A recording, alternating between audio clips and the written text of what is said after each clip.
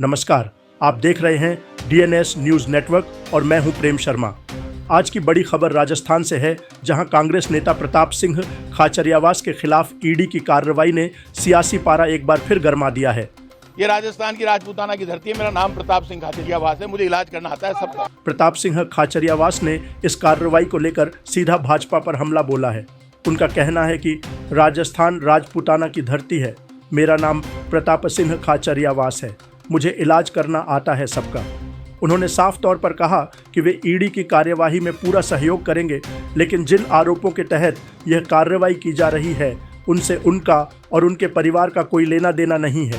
आ सकती है तो आज ये जांच करने आए, सर्च करने आए, बिल्कुल कोऑपरेट करेंगे। और इसमें ये आप जानते हैं, ये पॉलिटिकल फैमिलीज हैं, पहले भी ईडी कर चुकी है। अब ईडी तो बहुत जगह कर रही है पूरे देश में, तो ईडी अपना काम करेगी, हम अपना। मुझे कोई डर नहीं है, ईडी का भी जवाब देंगे।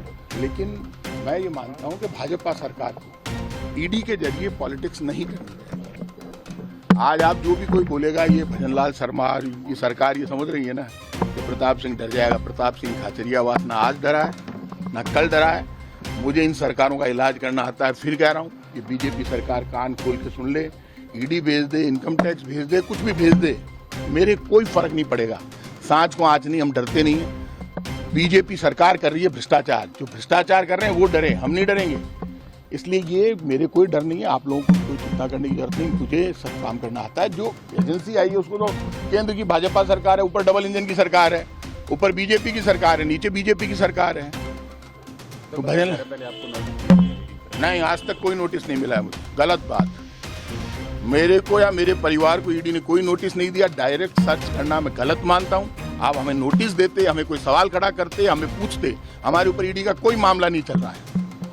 और ईडी बेवजह बिना नोटिस दिए, ईडी को पहले हमें बुलाना चाहिए था, बात करनी चाहिए थी, फिर आप सर्च करने आते।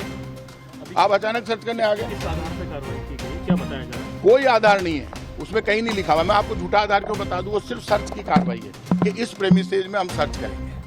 तो इस प्रीमिसेज में तो आप चिटफंड का कोई मामला बताया? कोई चिटफंड का मामला नहीं है। गलत बात। कौन सी चिटफंड का मामला है? हमारे ऊपर कोई चिटफंड की कोई एजेंसी नहीं है। हमारे ऊपर कोई मामला नहीं चल रहा है ईडी का। मैं क्लियर कर रहा हूं आपको, हमारे ऊपर कोई मामला नहीं चल रहा है।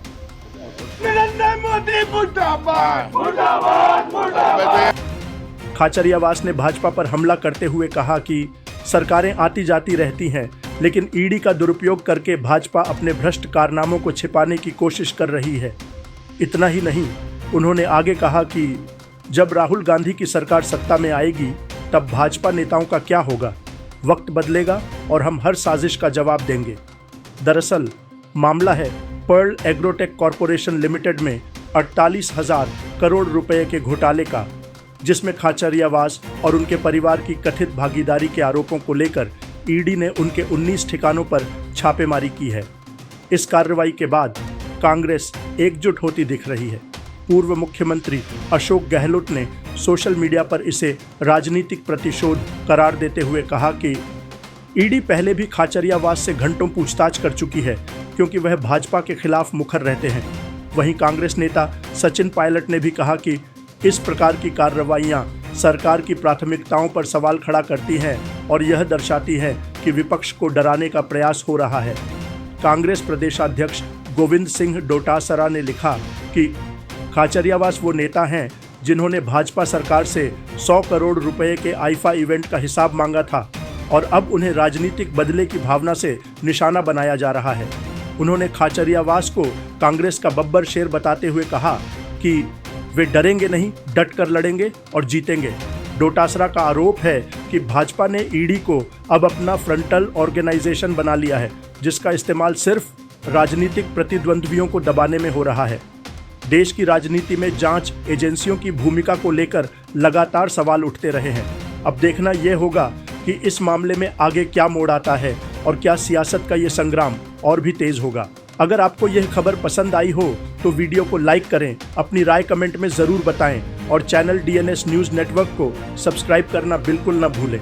मैं हूं प्रेम शर्मा, फिर मिलेंगे एक नई खबर के साथ। तब तक के लिए नमस्कार।